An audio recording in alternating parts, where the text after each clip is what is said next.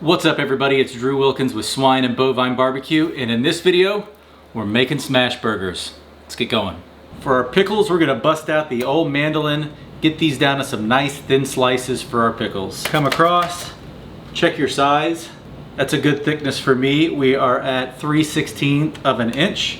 Just go through and make a bunch of these slices. Be careful, these things absolutely terrify me. Taking off the tip of this middle finger, making a Brussels sprout slaw salad with one of the handheld ones, was going through, Brussels sprout slipped, boom, tip of the finger gone. So I'm very hesitant in using these things. That's why I upgraded to this stand one. It's got a nice little plunger you put on top when you get close to the bottom, but I don't really mess around when I get close to the bottom these days.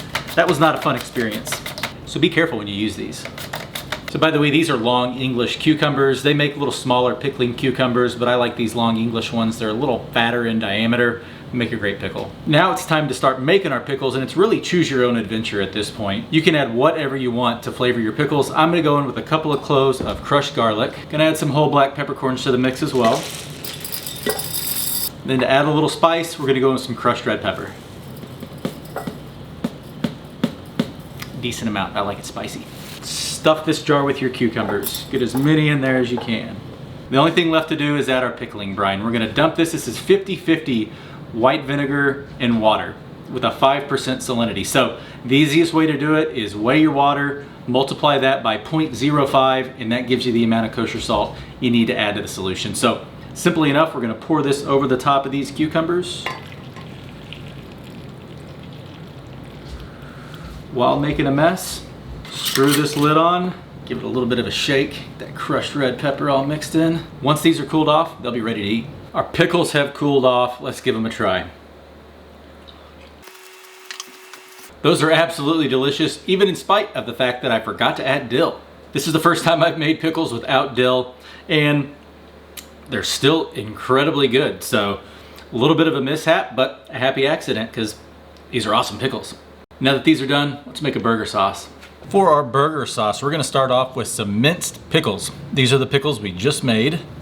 We're gonna go in with 1 part mayo, about half a part of that for ketchup, another half part of mustard, hot sauce, going with Yellowbird habanero, and a little Worcestershire.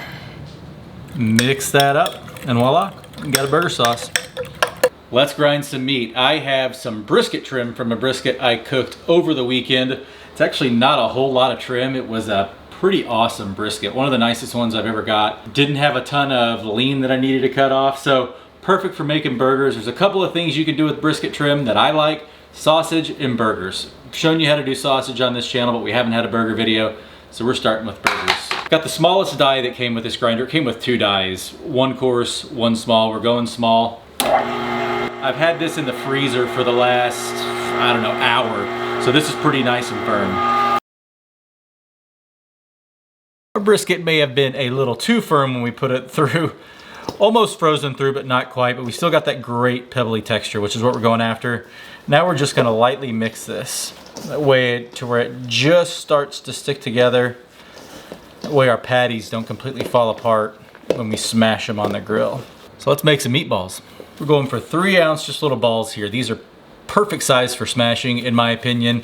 It also allows you to double up. So 3.2, close enough. I'm not a huge fan of like massive steakhouse burgers, so these smash burgers are perfect. Got our burger balls, let's go fire up the Blackstone. Blackstone is fired up, it's smoking hot.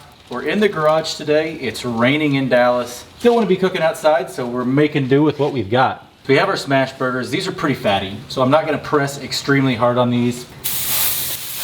Normally right now you'd press super hard. We're not going for a super hard press because of the fat content in these.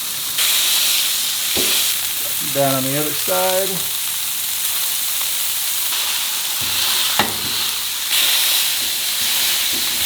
It's nice and smashed, just gonna go on with some kosher salt. All we're seasoning these with is salt.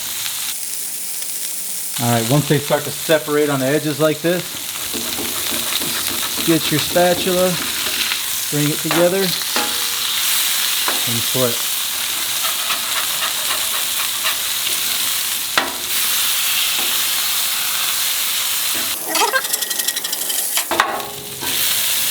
Hindsight being 2020, I should have got something lean to add to these burgers. They're obviously a little too fatty. Go on with some, this is just a premium American cheese by our good friends at Kraft. Nothing fancy here. Since these are going to be super thin, I'm going to go on with 4 patties for one burger, so we're only doing 1 on each slice. These burgers are done. This one on top of that one.